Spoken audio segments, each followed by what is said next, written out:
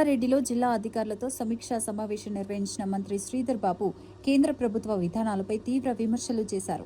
Petrol diesel ధరలను లీటర్కు ₹3 పెంచడం ప్రజలపై అదనపు భారం మోపినట్లేనని అన్నారు. 4 రాష్ట్రాల ఎన్నికలు పూర్తయ్యాక ధరల పెంపు చేపట్టడం ద్వారా ప్రజలను తప్పుదోవ పట్టించారని కేంద్రంపై ఆరోపణలు చేశారు. అంతర్జాతీయ మార్కెట్లో చమురు ధరలు తగ్గినప్పుడు ప్రజలకు ఉపశమనం కల్పించని బీజేపీ ఇప్పుడు మళ్లీ ధరలు పెంచుతోందని విమర్శించారు.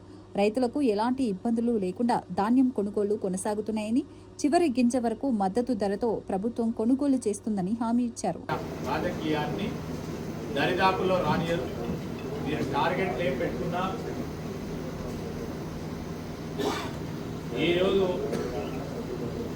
రాష్ట్ర ప్రజలకు సంబంధించిన అభివృద్ధి సంక్షేమమే మా టార్గెట్గా పోతాం. విచ్ఛిన్నకరమైన శక్తులుగా ఎదిగే ప్రయత్నం ఎవరు కూడా మా సిద్ధాంతాల పరంగా ఈరోజు తెలంగాణ రాష్ట్ర ప్రజలు కూడా వారిని ఆహ్వానించడం జరిగింది. క్యాబినెట్లో తీసుకున్న నిర్ణయం బయట పోకుండా నాకు చెప్పాలి. క్యాబినెట్లో అయితే చర్చ జరుగుతుంది కదా, మాకు తెలిసే జరుగుతుంది కదా. కొన్ని సందర్భాల్లో కొంతమంది దాన్ని టీసాట్కి సంబంధించింది రాజకీయం చేయాలని ఆలోచన చేశారు. వారికి స్వేచ్ఛ ఉంది, రాయడానికి రాసిందేమో నాకు చూడలేదు. కానీ ఏ విధంగా భేదాభిప్రాయాలు లేవు.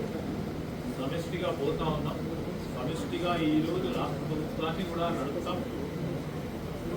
ప్రజలు ఇచ్చిన అవకాశాన్ని కూడా ఎక్కడ కూడా పొరపాటు లేకుండా ముందుకు నడిపించే కార్యాచరణ తీసుకుంటాం.